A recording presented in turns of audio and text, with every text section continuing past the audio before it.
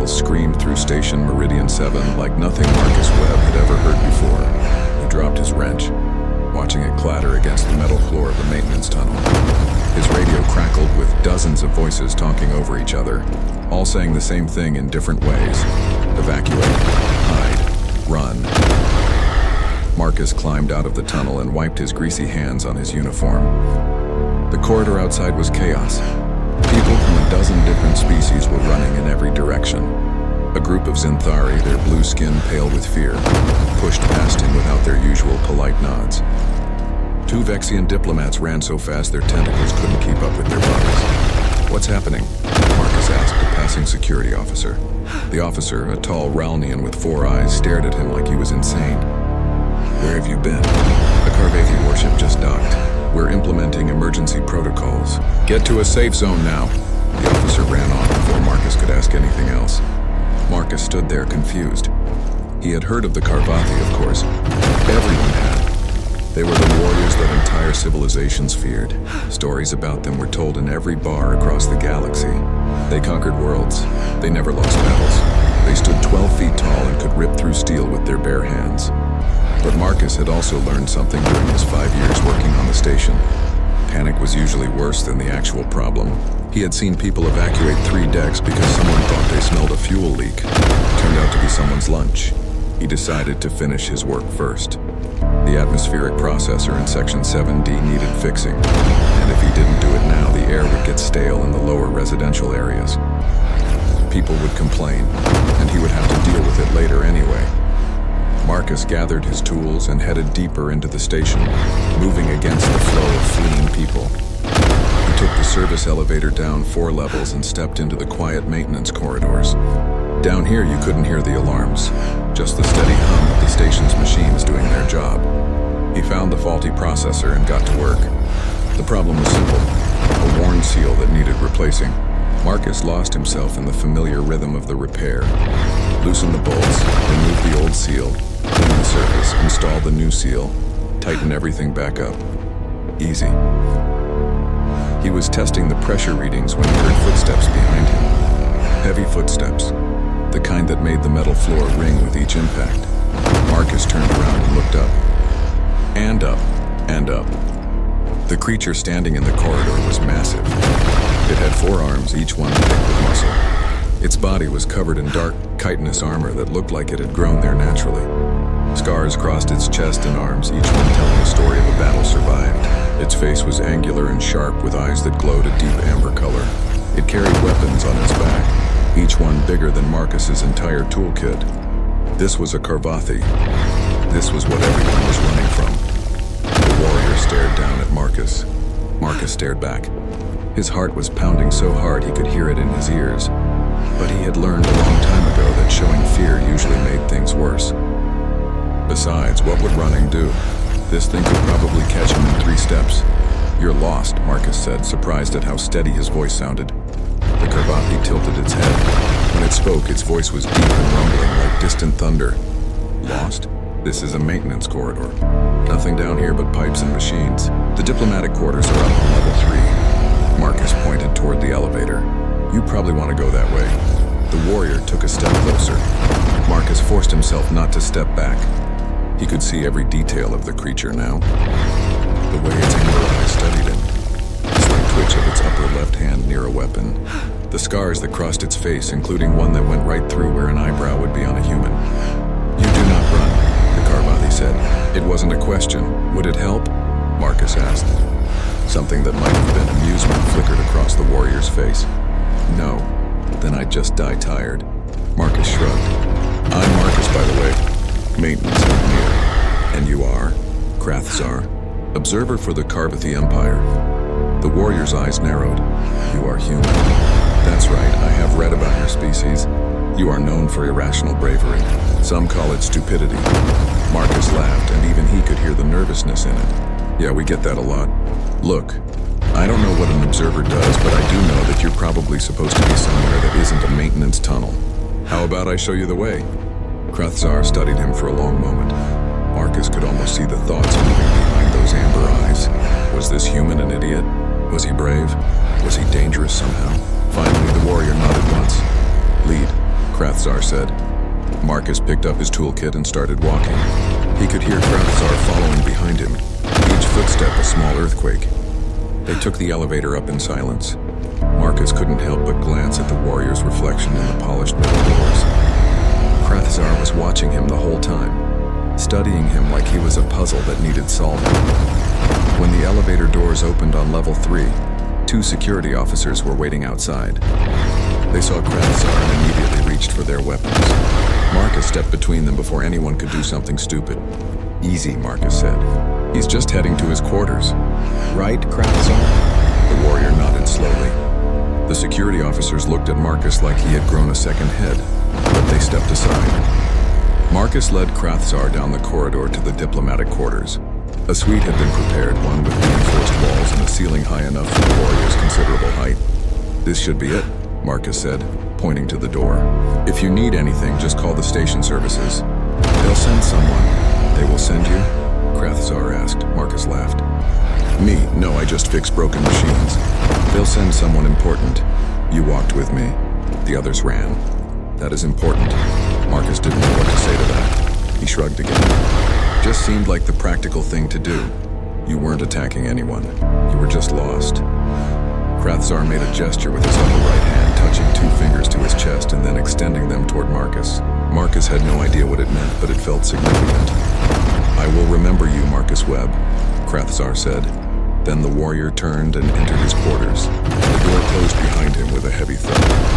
Marcus stood in the corridor for a moment, wondering what had just happened. Then he shook his head and headed back to work. He still had 6 more maintenance requests to handle before his shift ended.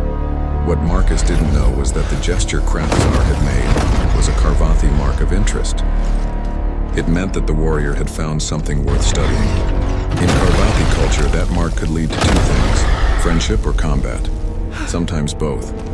And Marcus definitely didn't know that his name was already spreading through the station. The human who walked with the Karvathi, the man who showed no fear. People would talk about this day for years to come, but right now, Marcus just wanted to finish his shift and get some dinner. He had no idea that he had just changed the future of the entire galaxy. Marcus became famous overnight, though he wished he hadn't. The next morning, he walked into the station cafeteria and the entire room went quiet. People stared at him. Some whispered to each other.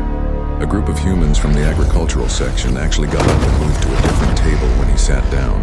Marcus tried to ignore it and focus on his breakfast, but it was hard when everyone kept looking at him like he had done something crazy.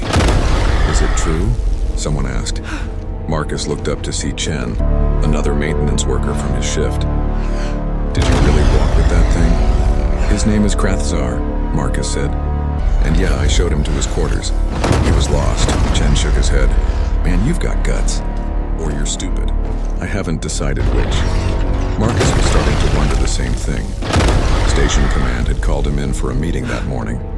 3 different officers had asked him the same questions over and over.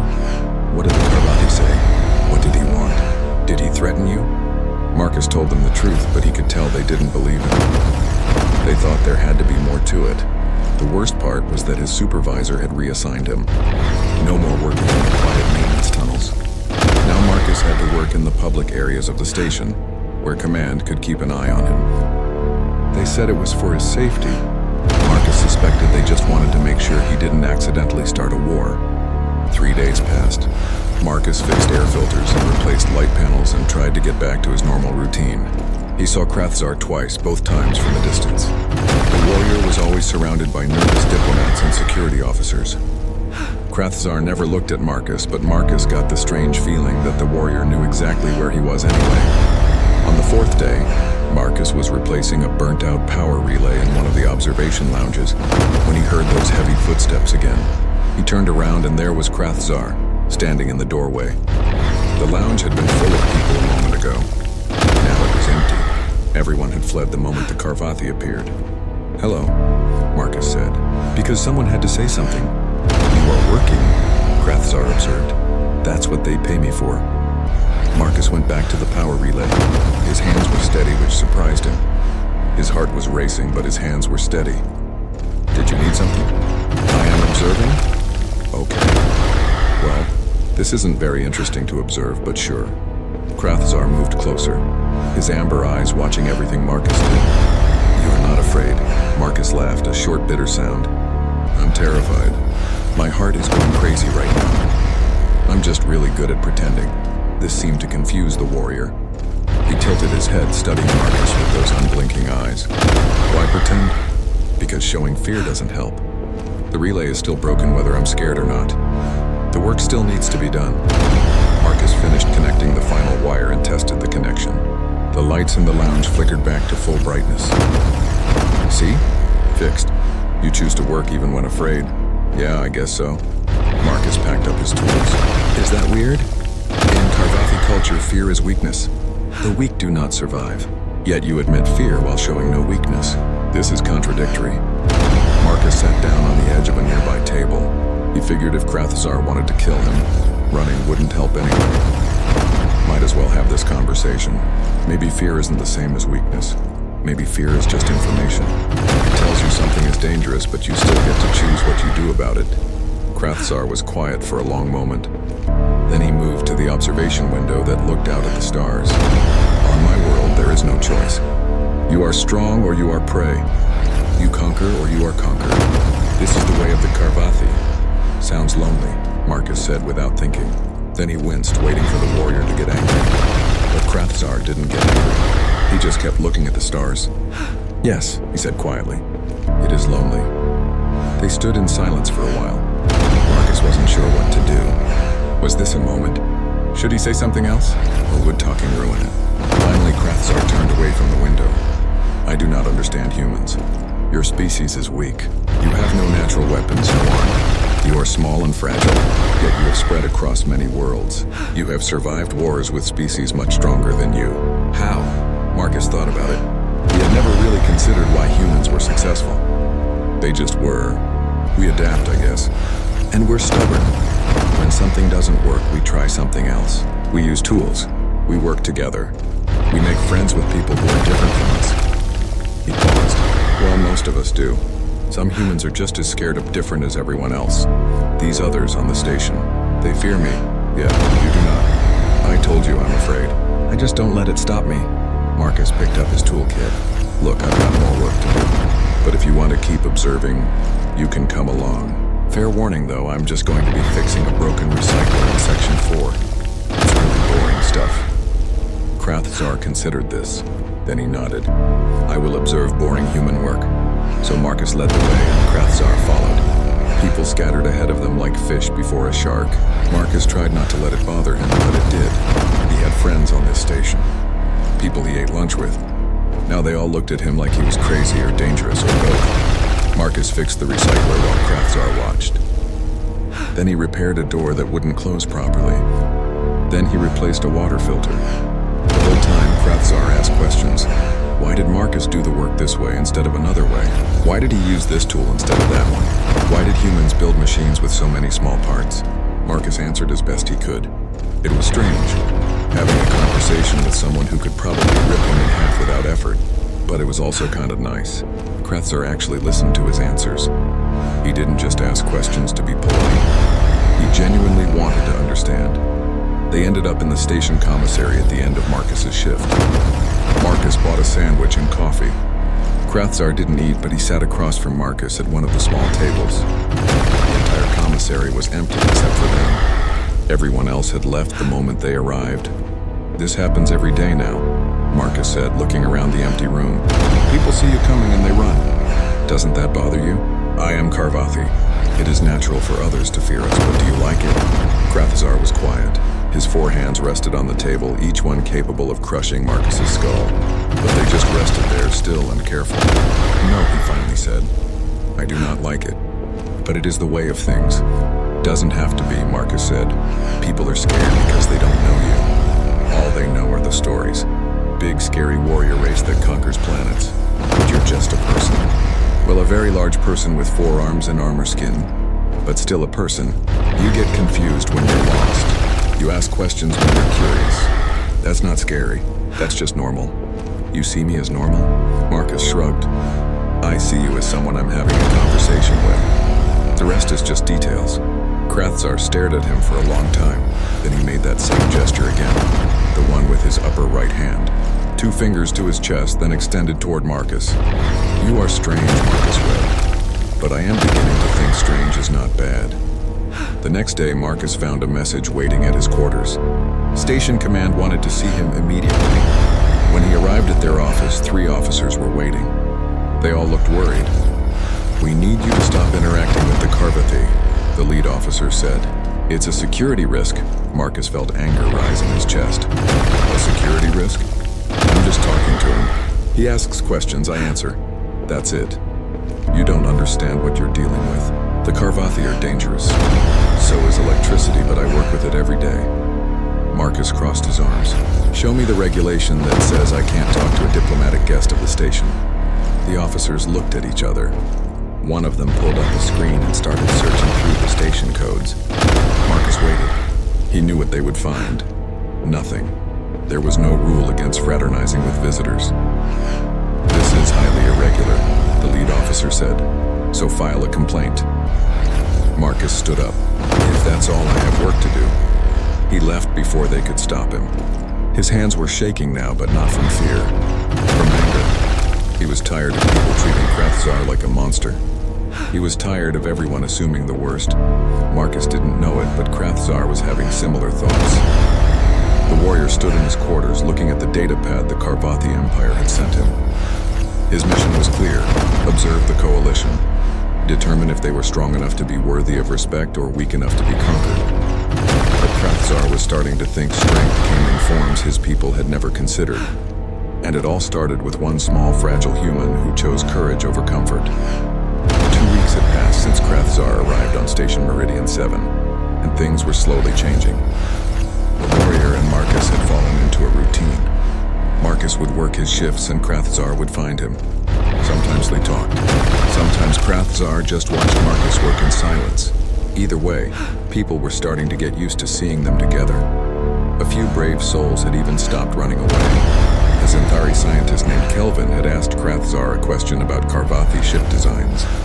A human doctor named Sarah had offered medical assistance if Krathzar ever needed it. Small steps, but steps forward. Marcus had started bringing a chess set to the multi-species recreation area. It was a big room with tables and comfortable chairs where station residents could relax. Most people avoided it now because Krathzar liked to go there. But Marcus figured if he just kept showing up, eventually others would too. He was teaching Krathzar how to play chess when everything went wrong. "So the knight moves in an L shape," Marcus explained, demonstrating with the white piece. "It's the only piece that can jump over others." Krathzar studied the board with intense focus. "Why does it move this way?" "It is inefficient. That's what makes it interesting. Chess isn't about efficiency. It's about thinking ahead, about strategy." Marcus moved his pawn forward 2 spaces. "Your turn." Krathzar reached down with his lower right hand to move a piece. His upper left hand twitched suddenly, moving toward the weapon on his back. Marcus had learned to read the warrior's body language over the past weeks. That twitch meant something had triggered his combat instincts. "What's wrong?" Marcus asked. "Something sounds incorrect." Krathzar stood up, his head tilted, listening. "There, do you hear it?" Marcus listened. At first, he heard nothing unusual. The soft hum of the station's air recyclers, the distant sound of conversation from another room. Then he heard it. A high-pitched whine so quiet he almost missed it. It was coming from under one of the tables across the room. Marcus's blood went cold. He had worked with station systems for 5 years. He knew what every sound meant. That whine was a timing mechanism, and timing mechanisms were only used for one thing. "Bomb," Marcus said. His voice was surprisingly calm. "Krathzar, we need to get everyone out of here right now." But the room was empty except for them. Everyone else had left when Krathzar arrived, like always. Marcus ran for the door to warn the people in the next room. But Krathzar was faster. The warrior crossed the space in 2 massive strides and grabbed Marcus with his lower 2 arms. "No time," Krathzar said. "The timing is ending." Marcus understood what Krathzar was saying. The bomb was about to explode. They couldn't get far enough away. They couldn't warn anyone. They had seconds at most, so Marcus did the only thing he could think of. He twisted in Krathzar's grip and shoved against the warrior's chest with all his strength. It was like trying to move a wall. Krathzar didn't budge. But the warrior's eyes widened in surprise. "Get down," Marcus shouted. Krathzar's combat training took over. He dropped to one knee and curled his body around Marcus, using his armored back as a shield. The bomb exploded a heartbeat later. The blast was enormous. The table disintegrated. The walls cracked. Shrapnel filled the air like deadly rain. Krathzar's armor absorbed most of it. The pieces found gaps between the chitinous plates. The warrior's body jerked as metal fragments cut into his flesh. He didn't make a sound. Marcus felt the heat of the explosion. He felt Krathzar's body shudder with each impact. Then everything went quiet except for the ringing in his ears. "Krathzar?" Marcus tried to move, but the warrior's arms held him pinned. "Krathzar, are you okay?" Slowly, carefully, Krathzar's arms loosened. The warrior stood up, and Marcus saw green blood dripping from a dozen wounds. One of Krathzar's upper arms hung limp. Burns marked his chest and legs where the armor had been thinnest. "You are unharmed?" Krathzar asked. His voice was steady despite the injuries. Marcus checked himself. He had a cut on his forehead. His ears were ringing. His back hurt where he had hit the floor. But he was alive. "I'm okay." "You're not. We need to get you to medical." "Why did you push me?" Krathzar asked. "You had time to run." "Yeah, and you would have died." Marcus grabbed Krathzar's good upper arm, trying to steady the warrior. "Come on, medical bay, now!" Alarms were blaring. Security teams were rushing toward them. People were shouting questions. Marcus ignored all of it. He just focused on getting Krathzar to help. The medical bay erupted into controlled chaos when they arrived. Dr. Sarah took one look at Krathzar and started barking orders. Nurses brought specialized equipment for non-human physiology. An emergency surgical team assembled in minutes. They tried to make Marcus leave. He refused. He sat in a chair outside the surgical room and waited. His hands were shaking now. The adrenaline was wearing off and his body was catching up with what had just happened. They had almost died. Both of them. Station command arrived 20 minutes later. 3 officers, including the lead officer who had told Marcus to stop interacting with Krathzar. They looked shaken. "We need to ask you some questions," the lead officer said. Marcus told them everything he remembered. The sound of the timing mechanism. The explosion. Krathzar protecting him. He kept his answers short and factual. His mind was still in the surgical room with the wounded warrior. "Do you know why someone would plant a bomb in that room?" one of the officers asked. "No," Marcus said. Then he thought about it. "Wait, that room is always empty these days. Everyone avoids it because Krathzar goes there. If someone wanted to kill him without witnesses, that would be the perfect place." The officers exchanged looks. "We're investigating all possibilities," the lead officer said. "But you should know the explosive signature matches Zelkari military ordnance." Marcus knew about the Zelkari. They were a powerful species in the coalition, known for political manipulation. They had been opposed to allowing the Karvathi observer on the station from the beginning. If they wanted to start a war between the coalition and the Karvathi Empire, killing Krathzar and blaming it on humans would be a good way to do it. "You need to find proof," Marcus said. "Fast, before the Karvathi Empire decides to retaliate." "We're working on it," the officer said. "In the meantime, you should stay here. If someone targeted the Karvathi, they might target you too." The officers left. Marcus went back to waiting. 3 hours later, Dr. Sarah emerged from surgery. She looked exhausted. "He's going to be fine. Karvathi physiology is remarkably resilient. We removed the shrapnel and treated the burns. He'll need a few days to heal, but he should make a full recovery." Marcus felt relief flood through him. "Can I see him?" "He's resting. But yes, go ahead." The surgical room had been converted to a recovery area. Krathzar lay on a reinforced bed, his massive body hooked up to various monitoring devices. His eyes were closed. For the first time since they met, the warrior looked vulnerable. Marcus sat in a chair beside the bed. He didn't know what to say. He just sat there listening to the steady beep of the heart monitor. Krathzar's eyes opened. Those amber eyes focused on Marcus immediately. "You remained." "Of course I remained. You got hurt protecting me. I am a warrior. Protection is natural." Krathzar shifted slightly, wincing at the movement. "What is not natural is that you tried to protect me first. You pushed me. You warned me. You are small and weak, yet you tried to shield me from danger." "You're my friend," Marcus said. "That's what friends do." Krathzar was silent for a long moment. Then he lifted his upper right hand, the one that wasn't injured. He made a gesture Marcus had never seen before. It was complex, involving all four fingers in a specific pattern. Do you know what this means? Marcus shook his head. It is the Karvathi blood bond. A warrior makes this gesture to another warrior who has saved their life in battle. It creates a bond stronger than family. Once made, it cannot be broken. Krathzar completed the gesture.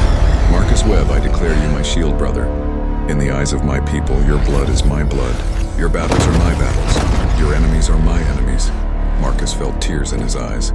He didn't fully understand what this meant, but he understood the weight of it. I'm honored, I think. Is this a big deal? It is the greatest honor a Karvathi can give. Then I accept. Shield brother. Marcus tried to copy the gesture with his two hands. It probably looked clumsy, but Krathzar made a sound that might have been a laugh. The next day, Station Command announced they had found proof of the Zelkari plot. Security footage showed Zelkari agents planting the device. The agents had been arrested. The Zelkari government was issuing apologies and offering reparations, but the bigger news spread even faster. A Karvathi warrior had declared a human his shield brother, the first time in recorded history that a Karvathi had bonded with someone from another species. The galaxy was watching. And the galaxy was starting to wonder if maybe humans and Karvathi had more in common than anyone had thought. In his quarters, Krathzar received a message from the Karvathi Empire. His report on humanity had reached the War Council. They were intrigued. They were sending a fleet to conduct a formal evaluation of the human species. Krathzar had 30 days to prepare his shield brother for what was coming. 30 days to teach Marcus how to survive a test that most species failed. The 12 Karvathi warships appeared at the edge of Coalition space exactly 30 days after the bombing. They were massive vessels, each one capable of destroying a planet. Sensors across 100 worlds detected them simultaneously. Panic spread through the Coalition like wildfire. Marcus stood beside Krathzar on the station's observation deck, watching the ships grow larger as they approached. His stomach was in knots. Krathzar had spent the past month preparing him, training him, teaching him everything he could about Karvathi culture. But Marcus still felt completely unprepared. Remember, Krathzar said quietly, the War Council respects truth above all else. Do not try to appear stronger than you are. They will see through deception instantly. So just be myself? Yes, be the human who walked toward me instead of away. That is the human they need to see. The Karvathi fleet docked at the station. The War Council emerged. 7 warriors even larger than Krathzar. Each one bore scars from countless battles. Each one moved with the deadly grace of a perfect predator. Station security backed away so fast they nearly tripped over themselves. The eldest warrior stepped forward. His armor was dark green, almost black, and covered in more scars than Marcus could count. When he spoke, his voice echoed through the docking bay. I am War Leader Tharkin. We have come to evaluate the species called human. If they prove worthy, we will consider them equals. If they prove weak, they will be marked as prey species. These are the terms. Coalition diplomats rushed forward, trying to negotiate. Tharkin ignored them. His amber eyes swept across the assembled crowd until they found Marcus. You, the one called Marcus Webb. My subordinate Krathzar has spoken of you. Step forward. Marcus's legs felt like water, but he walked forward. He stopped a respectful distance from the War Council and tried to keep his voice steady. I'm Marcus Webb. Krathzar has declared you shield brother. This is unprecedented. You are small, weak, unarmed. Yet my warrior claims you possess strength. Tharkin leaned down, his massive face inches from Marcus's. I do not see it. That's okay, Marcus said. I don't see it most days either. Several of the War Council members made sounds of surprise. Tharkin's eyes narrowed. You admit weakness? I admit I'm human. We're not built like Karvathi. We don't have your armor or your size or your strength. But we're still here. We're still surviving. That has to count for something. Tharkin straightened up. Perhaps. We shall see. The Karvathi War Council will conduct 3 trials. Combat prowess, strategic wisdom, cultural worth. Krathzar has chosen you as humanity's representative. If you fail, your entire species will be marked for future conquest. Marcus heard gasps from the crowd behind him. Someone shouted that this wasn't fair, that one person couldn't represent an entire species. Marcus agreed, but he also understood this was how Karvathi culture worked. Individual worth determined collective value. "I'll do my best," Marcus said. "We shall see," Tharkin repeated. "The first trial begins now. Combat prowess, you will face Warsecond Drathek in unarmed combat. You may yield at any time, but yielding is an admission of weakness." A warrior even larger than Tharkin stepped forward. Drathek looked like he could break Marcus in half without thinking about it. Probably because he could. They moved to a cargo bay that had been cleared for the trial. A circle was marked on the floor. Marcus and Drathek stood on opposite sides. Krathzar caught Marcus's eye and made a small gesture. "Trust yourself, begin," Tharkin commanded. Drathek charged. Marcus ran. Not away from the circle, but sideways, using his smaller size to stay mobile. Drathek was fast for something so large, but Marcus was faster in short bursts. He dodged the first grab, ducked under the second. The watching War Council made sounds of disapproval. Running was cowardly in their culture, but Marcus wasn't trying to win by their rules. He couldn't, so he had to make his own rules. He grabbed a loose piece of equipment from the edge of the circle and threw it. Drathek swatted it aside easily, but it gave Marcus a second to move. He slid under a table, rolled to his feet, and grabbed a length of cable. Drathek came at him again, and Marcus used the cable like a whip, snapping it toward the warrior's eyes. Drathek blocked it with one arm and grabbed Marcus with another. The warrior lifted him off the ground like he weighed nothing. Marcus twisted and kicked, managed to hook his foot around a support beam. The beam creaked but held. Using it as leverage, Marcus pulled himself free of Drathek's grip and landed hard on the ground. He couldn't win. Marcus knew that, but he could survive. He could adapt. He could use everything around him as a tool. For 15 minutes, Marcus ran and dodged and improvised. He used the environment. He used his small size. He used every trick he could think of. He got hit more than once, felt ribs bruise and breath knocked from his lungs, but he kept getting back up. Finally, Drathek cornered him. All four arms grabbed Marcus and pinned him completely. "Yield," the warrior commanded. Marcus considered it. He was exhausted. Everything hurt. He had clearly lost. But something Krathzar had said echoed in his mind. "Truth above all else, no," Marcus gasped. "I can't beat you. I know that. But I won't yield. Yielding means giving up, and humans don't give up. We keep trying until we literally can't anymore." Drathek stared at him. Then the warrior looked at Tharkin. Tharkin made a gesture. Drathek released Marcus and stepped back. "You lost," Tharkin said flatly. "Yes," Marcus agreed, holding his bruised ribs. "But I survived. Against an opponent who could have killed me in seconds. I survived for 15 minutes using nothing but my brain and my stubbornness. If that's not strength, I don't know what is." The War Council was silent. Then Tharkin nodded once. "Acceptable. Your combat prowess is weak but clever. The second trial begins now. Strategic wisdom." They moved to a command center. Holographic displays showed a simulation of a space battle. The Karvathi presented Marcus with an impossible scenario. A small human fleet surrounded by a much larger enemy force. No reinforcements, no escape routes, no way to win. Marcus studied the simulation. Every tactical option led to defeat. This was a no-win scenario designed to test how he responded to hopelessness. "What do you do?" Tharkin asked.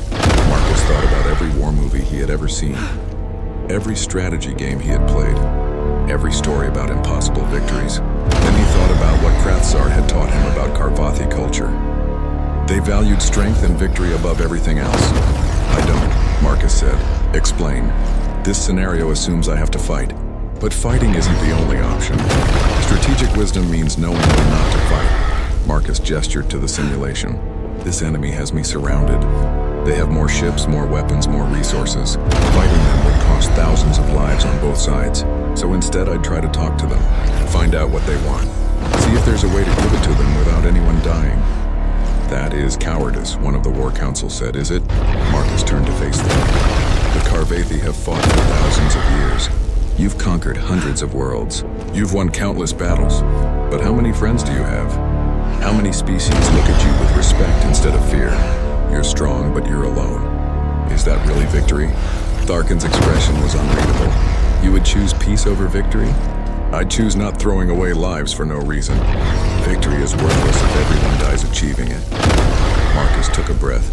The Carvathi measure strength by battles won. Humans measure success by problems solved. Sometimes solving a problem means fighting. Sometimes it means talking. Sometimes it means walking away and trying again tomorrow.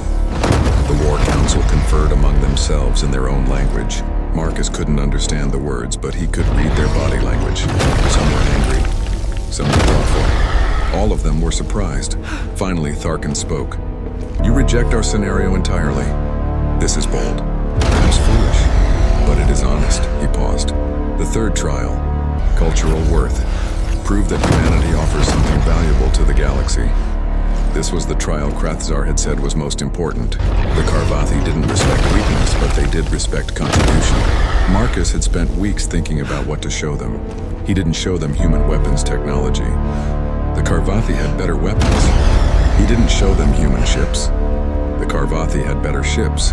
Instead, Marcus pulled up a data file he had prepared. "This is a recording from Earth," Marcus said. "It's an orchestra playing a piece of music called the Ninth Symphony. It was written by a human named Beethoven, who was deaf when he composed it. He created something beautiful despite being unable to hear it himself." The music filled the command center. The War Council listened in silence. When it ended, Marcus showed them more. Human paintings, human poetry, human stories of tragedy and triumph, of love and loss, of finding meaning in a universe that often seemed meaningless. "We're not the strongest species," Marcus said. "We're not the smartest or the longest lived or the most advanced. But we're good at taking our pain and our joy and our confusion and turning it into something that matters. We make art, we tell stories. We find ways to connect with each other even when we're completely different." "Why does this matter?" asked one of the War Council. "Because strength without purpose is just violence. You asked what humanity offers the galaxy. We offer perspective. We offer creativity." Krathzar stepped forward into the center of the command center. Every being in the room watched him. Marcus could barely breathe. The fate of billions of humans rested on what his friend would say next. War Leader Tharkin. "Honored War Council," Krathzar began. His voice was formal, ritualistic. "I have observed the species called human for many weeks. I have studied their ways. I have fought beside one of them. I have been saved by one of them. And I must speak truth as our code demands." Krathzar turned to face his fellow Carvathi. "Our people have a saying. The strong survive. The weak perish. This has guided us for 10,000 years. We have conquered worlds. We have never known defeat. We are warriors without equal." Marcus felt his heart sink. This sounded like Krathzar was going to vote against humanity. But Krathzar continued, and the single word echoed through the chamber. "In all our strength, in all our victories, what have we gained? We rule through fear. We stand alone in the galaxy. Every species flees from us. We have no allies. Only subjects and enemies." Tharkin's eyes narrowed, but he didn't interrupt. "Humans are weak by our standards," Krathzar said. "They have no natural weapons, no armor, they can be killed easily. But they have something we lack. They have the strength to be vulnerable, the courage to admit fear while acting anyway, the wisdom to seek connection instead of conquest." Krathzar looked at Marcus. "My shield brother is small. He could not defeat me in combat. He could not match my strategic training. He has no great weapons to offer, but he walked toward me when all others ran. He risked his life to save mine. He showed me that strength comes in forms I never imagined." The War Council stirred, some in agreement, others in anger. Krathzar raised his upper right hand for silence. "I vote that humanity has passed our trials, but I vote for more than that." Krathzar's voice grew stronger. "I propose that the Carvathi Empire form an alliance with the Coalition, with humanity serving as the bridge between our peoples. We have much to learn from them, and perhaps they have something to learn from us." "Impossible," one of the War Council shouted. "We do not make alliances. We conquer or we ignore. There is no third path." "Then perhaps it is time we create one," Krathzar said. "For 10,000 years we have followed the same way. It has made us strong, but it has also made us alone. I've experienced something different these past weeks. I have experienced friendship, trust, connection without hierarchy. And I tell you, my brothers, it is not weakness. It is a different kind of strength." Tharkin was silent, his ancient eyes studying Krathzar. Finally he spoke. "You speak of changing our most fundamental beliefs. You ask us to abandon the way of our ancestors." "No," Krathzar said. "I ask us to evolve. Strength is not weakness. but neither is growth. The universe changes. Species that refuse to change with it become extinct. We are warriors. We survive. To survive, we must adapt. The War Council erupted in argument. Half supported Krathzar's words, half condemned them as heresy. Voices rose. For a moment, Marcus feared they would come to blows. Then Marcus did something incredibly stupid. He stepped between them. The War Council fell silent, shocked that this small human had dared to interrupt them. Marcus's voice shook, but he spoke anyway. War Leader Tharkin, honored council. I'm just a maintenance engineer. I fix broken things, and right now I see something that's broken. Explain, Tharkin said dangerously.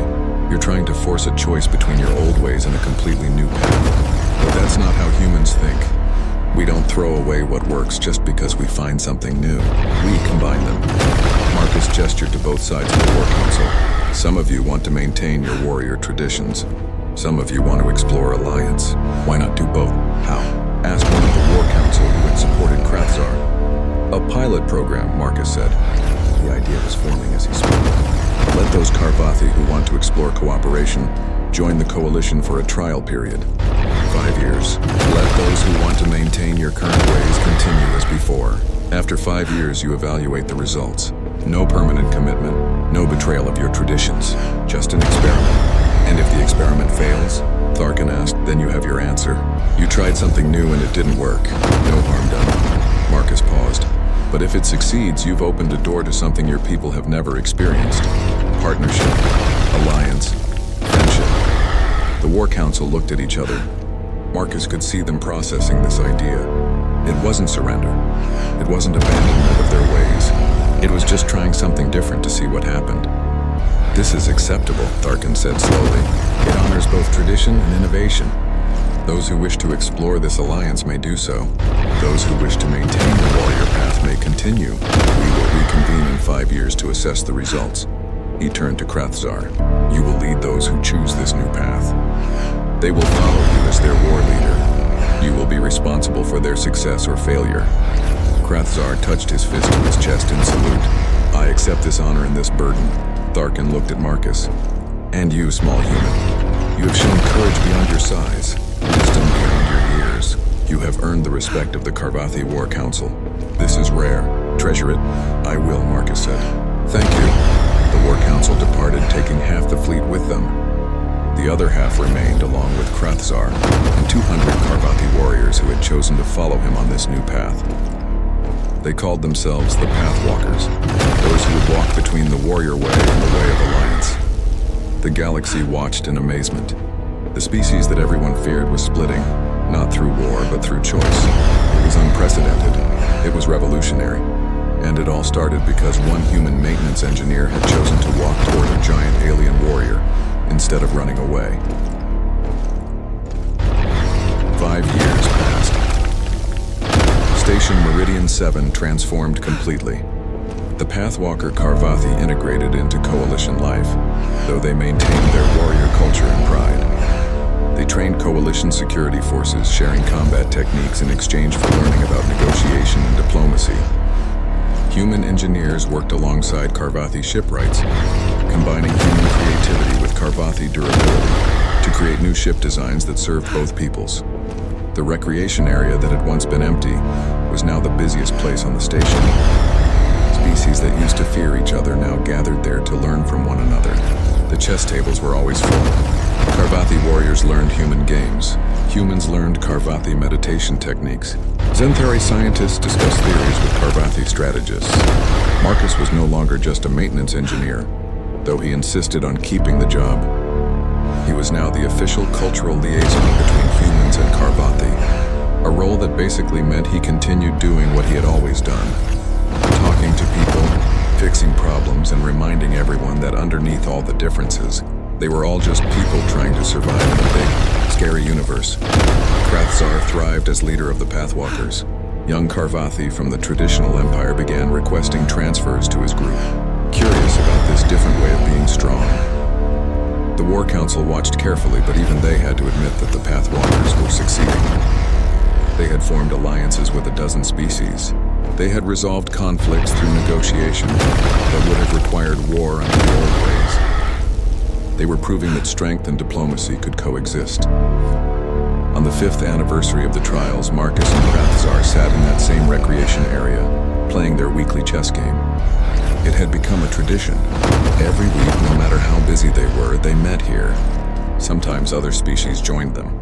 Sometimes they played in silence. Either way, it was their time. Check, Marcus said. Moving his knight, Krathzar studied the board. He had gotten good at chess over the years. I see it. He moved his king to safety. You are distracted today, Shield Brother. Your game is not as focused as usual. Marcus smiled. There's a new species arriving today. The Vraxian Collective. They're supposed to be pretty aggressive. Very militaristic. The Coalition Council is nervous. And you? Krathzar asked. I'm curious. Marcus moved his bishop. Sound familiar? Krathzar made the rumbling sound that was his version of laughter. Very familiar. Shall we greet them together? I was hoping you'd say that. They finished their game, which Krathzar won for once, and walked to the docking bay. A crowd had gathered, mostly station security and nervous diplomats. The Vraxian ship was large and covered in weapons.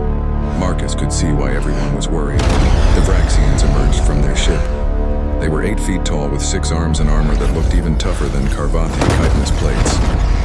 Their leader stepped forward, scanning the crowd with suspicious eyes. Everyone backed away. Marcus took a breath and walked forward. Behind him, he heard Krathzar's heavy footsteps. They approached the Vraxian leader together, a human and a Carvathi side by side. Welcome to Station Meridian 7, Marcus said. I'm Marcus Webb. This is Krathzar. Can we help you find your quarters? The Vraxian leader stared at them.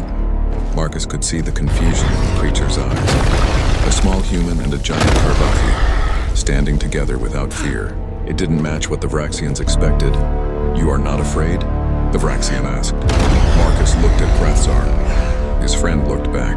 They both smiled. We're terrified, Marcus said honestly.